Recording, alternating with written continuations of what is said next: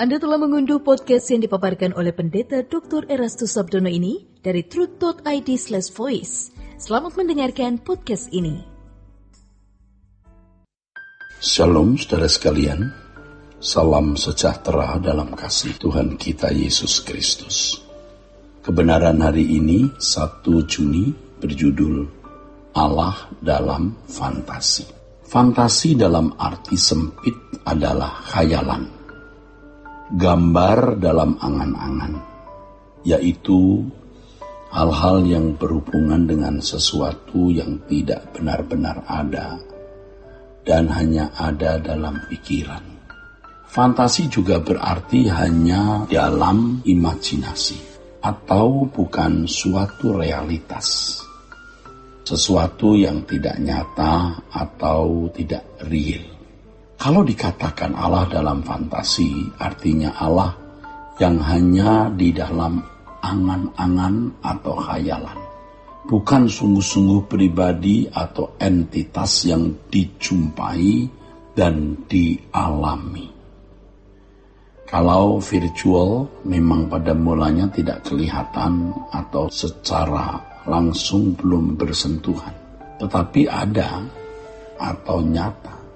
Sektor realnya ada. Allah lebih dari virtual.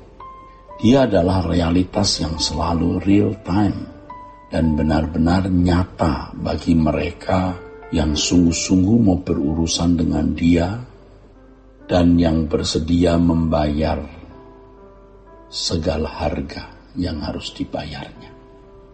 Ciptaan Allah benar-benar nyata dan tidak terbantahkan, baik makhluk hidup seperti manusia, alam dan jagat raya yang sangat sempurna ini. Pasti tidak dengan sendirinya ada. Pasti ada yang merancang dan menciptakan.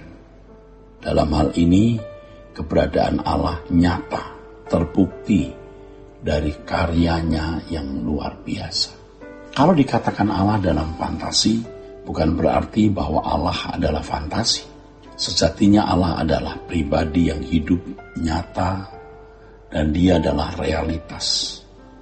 Bahkan di atas segala realitas.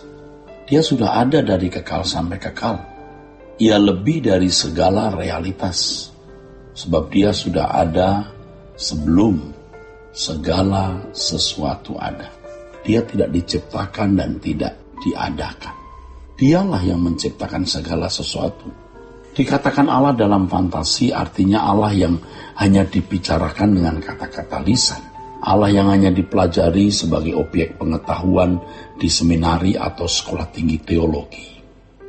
Dalam bahasan diskusi-diskusi, hanya menjadi isi khotbah di mimbar-mimbar, konten perdebatan-perdebatan atau adu argumentasi, dan Allah yang hanya ditulis di lembar kertas sebagai buku, sebagai jurnal-jurnal karya tulis, skripsi, tesis, serta disertasi.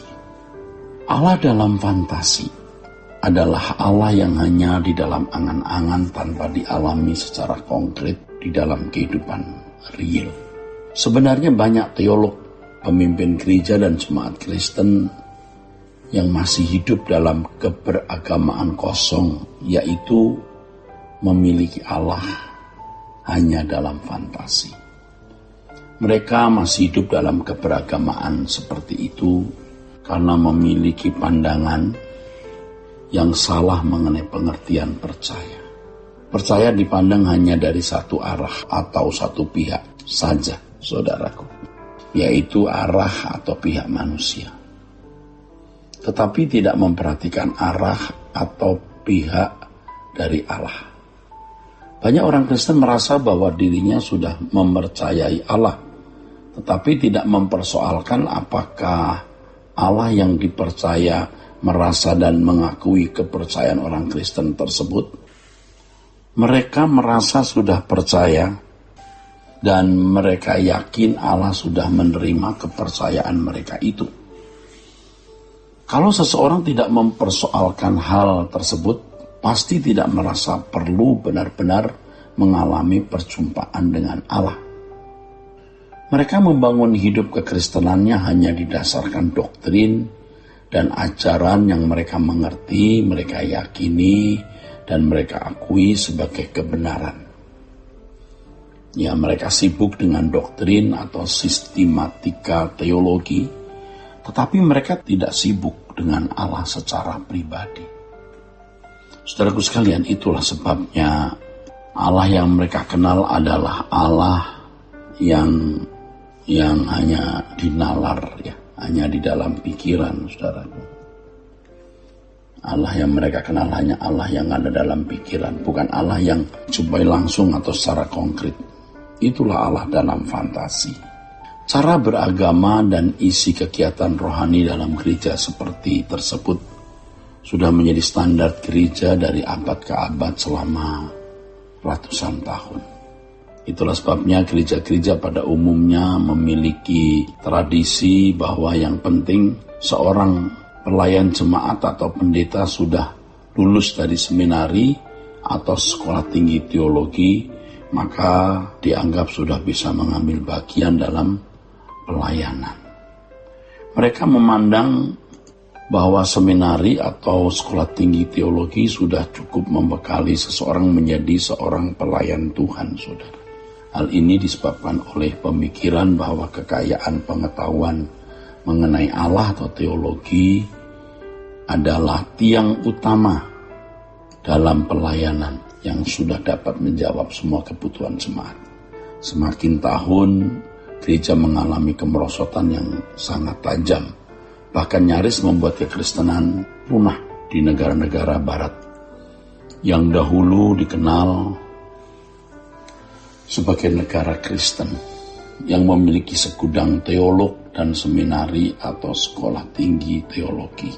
Mencermati dan berkaca kepada kekristenan di negara-negara barat, kita dapat memetik pelajaran yang sangat berharga. Ternyata doktrin dan pengajaran yang dipandang kokoh, teolog-teolog yang hebat, seminari atau sekolah tinggi teologi, fasilitas kegiatan gereja dan manajemen yang baik tidak dapat menyelamatkan kekristenan di negara-negara barat. Ada beberapa yang juga harus diperhatikan. Pertama, setiap individu harus ada perjumpaan konkret dengan Allah. Kedua, tidak boleh menutup hati dan pikiran terhadap pewahyuan kebenaran yang Allah singkapkan, saudaraku, untuk zaman ini. Untuk ini gereja dan para teolognya tidak boleh terkungkung oleh doktrin dan pengajaran masa lalu. Doktrin dan pengajaran masa lalu bisa efektif di zamannya, tetapi perlu dilengkapi atau direvisi di zaman yang lain. Banyak gereja dan teolog sangat setia terhadap doktrin dan pengajaran yang diwariskan oleh para pendahulunya yang mereka puja, tetapi mereka tidak setia kepada Alkitab dan Roh Kudus yang selalu memberi kesempatan terhadap penyingkapan kebenaran. Kita harus lebih setia kepada Alkitab daripada kepada pandangan teologi manapun. Kiranya kebenaran hari ini memberkati kita sekalian. Sola Gracia. Untuk berlangganan renungan harian dalam bentuk cetak, silakan hubungi Truth Literatur di nomor telepon 0878 7870 7000. Untuk mendapatkan CD khotbah, MP3 renungan Truth, dan CD album lagu produksi Sola Gracia, Anda dapat menghubungi di hari dan jam kerja di nomor telepon 021 638 60953. Tuhan Yesus memberkati. Sola Gracia.